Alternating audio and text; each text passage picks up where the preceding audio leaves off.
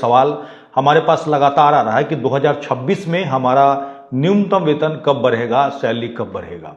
आज उसी के तहत मैं आपको जानकारी देने जा रहा हूं। विभिन्न न्यूज पोर्टल और यूट्यूब चैनल के माध्यम से आपको पिछले हफ्ते जानकारी मिली होगी कि एक चपरासी की सैलरी उत्तर प्रदेश में 10,000 से बढ़कर के 18,000 तक हो गई है और मैक्सिमम आउटसोर्स कर्मचारियों की सैलरी 40,000 तक हो गई है और ये 1 अप्रैल 2026 से लागू होगा। तो इसके बारे में पूरी जानकारी आपको डिटेल के साथ बताऊंगा, इसकी हकीकत बताऊंगा और तो और आपका न्यूनतम वेतन का जो नोटिफिकेशन निकलता है, कब निकलता है, कब बढ़ेगा, ये सारी बात आज प्रूफ के साथ आपको दिखाने जा रहा हूं, जिससे कि आपको ये समझ में आ पाएगा कि न्यूज़ के द्वारा जो आपको बताया गया है उसका क्या हकीकत है, क्या वो सचमुच में 1 अप्रैल 2026 से आपके ऊपर लागू हो जाएगा या नहीं होगा।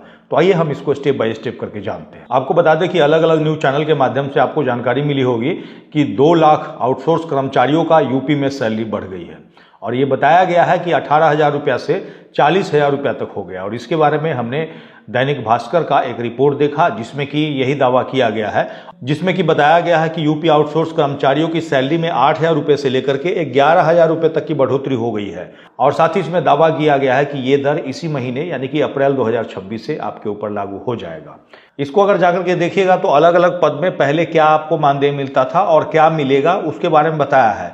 यहाँ पर आपके सामने नजर आ रहा होगा कि चपरासी, चौकीदार और अनुसेवक का पहले 10,000 रुपया मिलता था, अब उनको 18,000 रुपया मिलेगा। अनुवादक यानी कि ट्रांसलेटर, कंप्यूटर सहायक, डाटा एंट्री ऑपरेटर को 14,000 रुपया पहले मिलता था, अब 23,000 रुपया प्रति महीना मिलेगा। सिस्टम एडमिनिस्ट्रेटर, सीनियर प्रोग्रामर को 28,000 रुपया पहले मिलता था, अब 37,400 रुपया मिलेगा। स्टैटिकल ऑफिसर और प्रोग्रामर को पहले 20,000 रुपया मिलता था, अब 29,900 रुपया मिलेगा।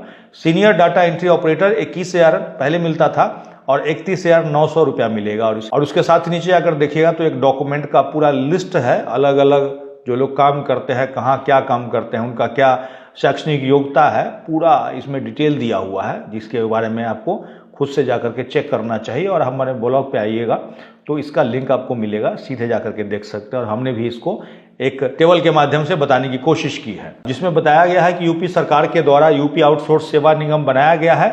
अब प्रदेश में आउटसोर्स निगम के जरिए ही आउटसोर्स कर्मचारियों के रिक्त पदों पर पारदर्शी तरीके से भर्ती होगी, जबकि पहले आउटसोर्स कर्मचारियों की नियुक्ति ठेके पे अलग अलग कंपनियों के द्वारा किया जाता था, जिससे उनका लगातार शोषण हो रहा था और लगातार शिकायत आने के बाद सरकार की तरफ से यह कदम उठाया गया है। अब ऐसे में बहुत सारे न्यूज पोर्टल और यूट्यूब चैनल पे इस तरह का वीडियो आया, लेकिन आपने देखा होगा कि हमने इसके बारे में वीडियो बना करके आपको जानकारी नहीं दी।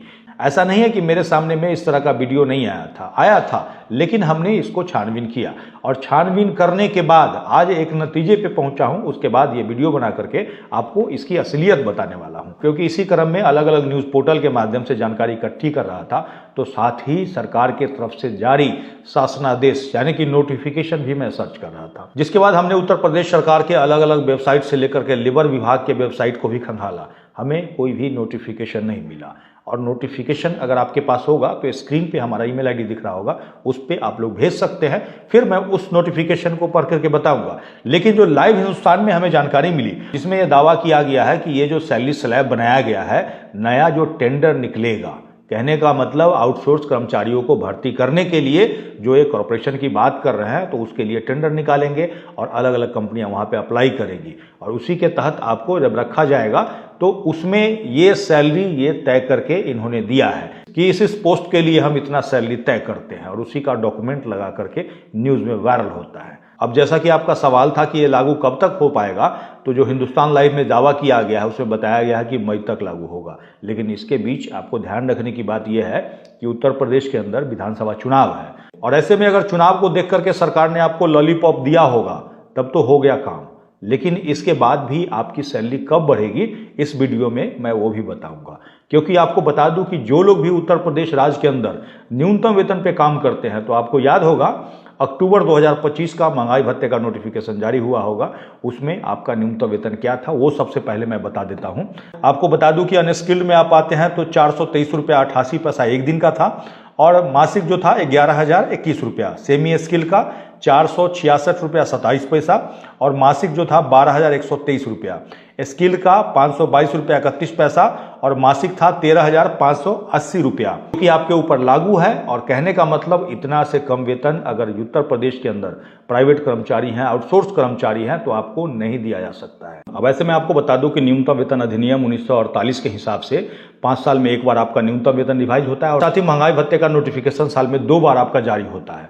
उसके तहत एक बार अक्टूबर में और दूसरा अप्रैल में, तो अप्रैल वाला भी नोटिफिकेशन जारी होगा तो महंगाई भत्ता ऐड होने के बाद आपका न्यूनतम वेतन बढ़ जाएगा। तो आपको बता दूं कि 2026 में आने वाले समय में हो सकता है 2 दिन 4 दिन 5 दिन के अंदर आपका नोटिफिकेशन जारी होगा, तो वैसे ही मैं इसकी जानकारी दूंगा। इसके लिए हमारे साथ जुड़े रहिए। इसको डिटेल में पढ़ना चाहते हैं तो आप हमारे ब्लॉग www.workervoice.in पे जा सकते हैं।